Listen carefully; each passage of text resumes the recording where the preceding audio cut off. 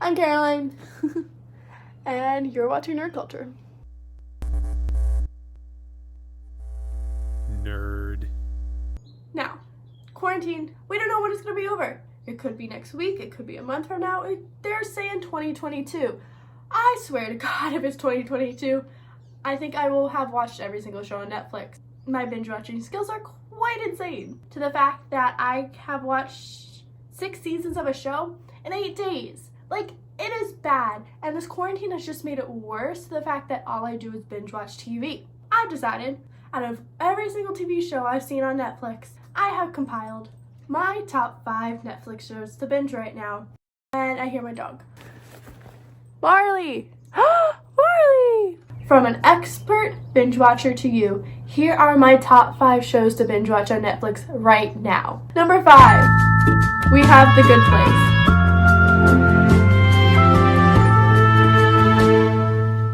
If you haven't heard of The Good Place, you might not be alone. Since I'm a college student, and just like most of you guys out there, you don't have like a network cable subscription.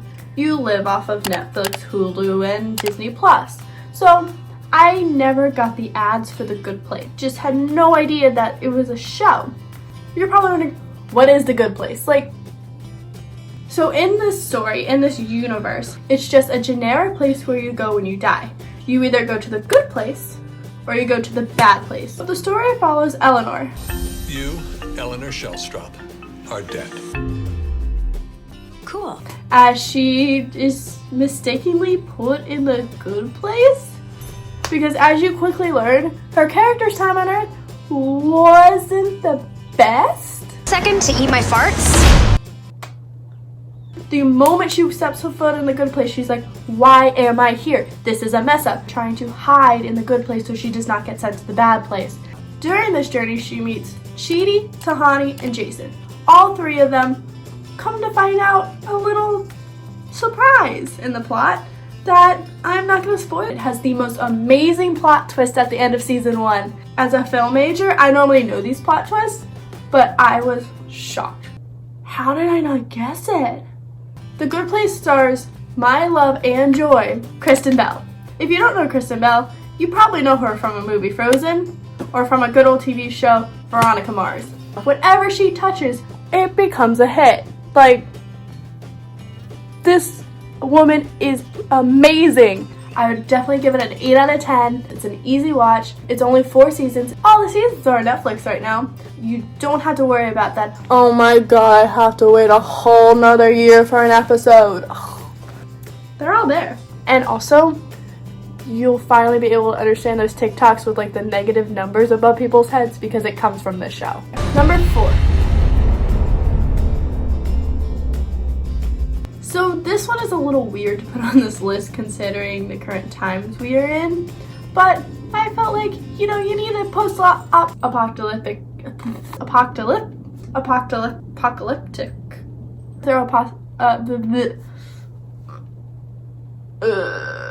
post-apocalyptic show bases around a world where nuclear war decided to lash out and ruin the entire world. This takes place 97 years after this nuclear apocalypse.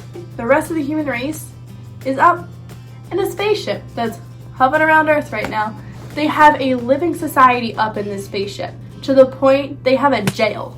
Like, this is probably not a good show to watch right now, but it's just so good. The show follows Clark and 99 other detainees who are sent down to Earth to test to see if it is once again inhabitable, because nuclear war means radiation still in the air, and there's no way to test it considering they are like 1,000 miles up in space. So they're like, let's send all the people in trouble down to the Earth where they could just instantly die. That's a great idea.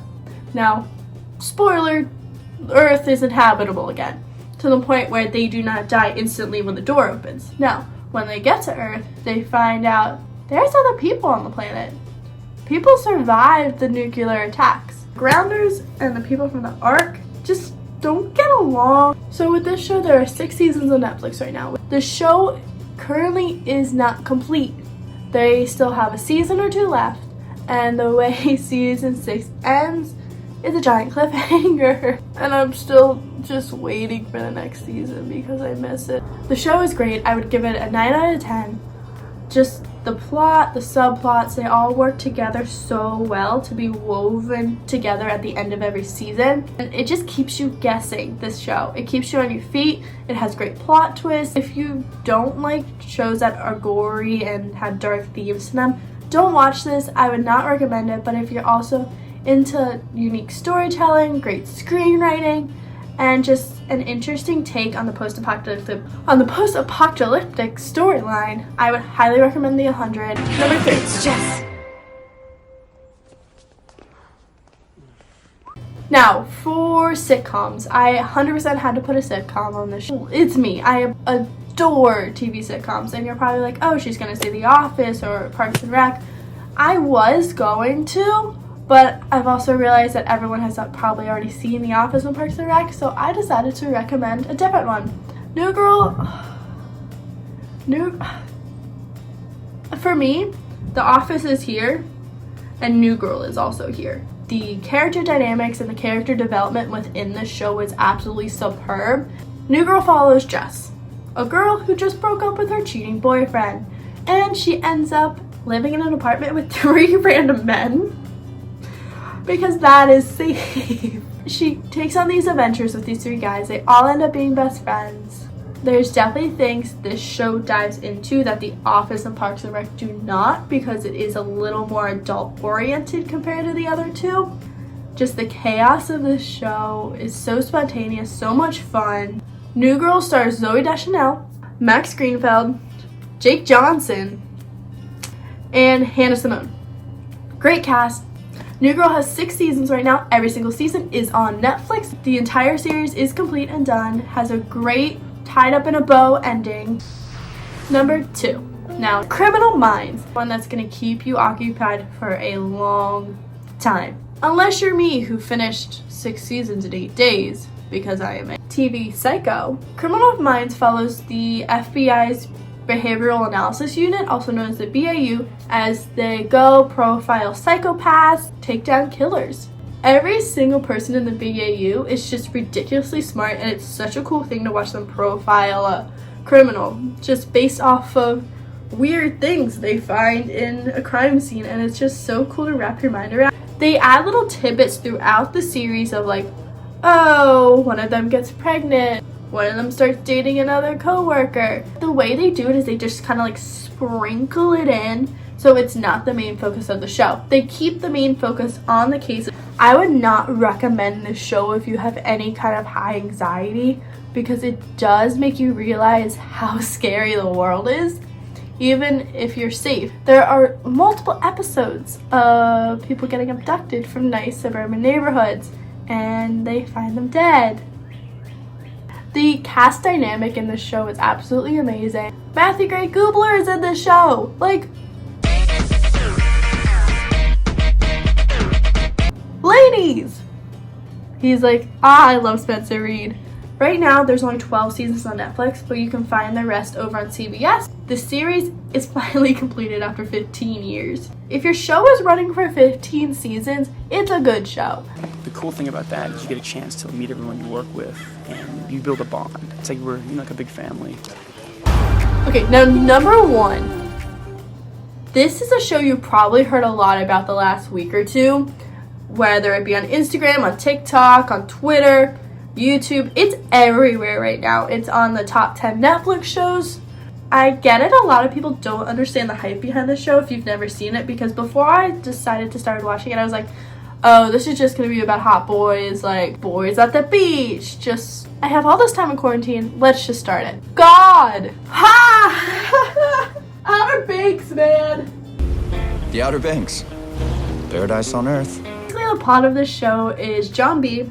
and his friends, the Pogues, find out there's $400 million worth of gold in the ocean right outside the Outer Banks. And they're the only ones trying to find this gold. And tied into this treasure hunt, there's a murder mystery of John B's dad, another murder mystery of this guy that washes up in the first episode. It's very action-packed, very fun, very go, go, go. It keeps your attention, keeps you guessing, keeps you on your toes. Great show, highly recommend it. What I love most about this show is just it brings back this childhood innocence you have. There's no telephones, there's no computers, there's no any type of social media in this show, which is kind of rare to see right now of a show that, let me remind you, it's based in modern times. Like, it's based right now, like say it would happen this summer in the Outer Banks over in down North Carolina. It brings back just that adventure that we've been missing since we were kids. I don't know about you, but I was born in 99, and luckily for me, I did have that little bit of like, running through the woods, pretending I was in the Hunger Games, just having that sense of adventure that like kids nowadays don't have. And it just brings back that longing for childhood that everyone's been missing in this current age. It's a great new take on a murder mystery. It reminds you of a modern day Goonies. Just a heads up, the show only has 1 season right now, and it was just released, and it leaves you on a cliffhanger. You need to watch the show. We need to get it a 2nd season. And yeah, thank you guys for watching. I hope you guys are staying safe, washing your hands. I hope you guys are practicing social distancing, wearing your mask, wearing gloves, doing all those things, and we can't wait to see you when we get out of this quarantine. We love you all. Make sure to like, comment, subscribe, and comment down below which Netflix show is your favorite right now and which ones I should try and binge in a day, because I'm gonna do it. I'm currently trying to binge watch Lost, and I've gotten through almost 3 seasons in 3 days. This is like my break right now. Have a great day. Love you all. Comment, like, subscribe, do all the fun things. Yeah. See ya on the flip side.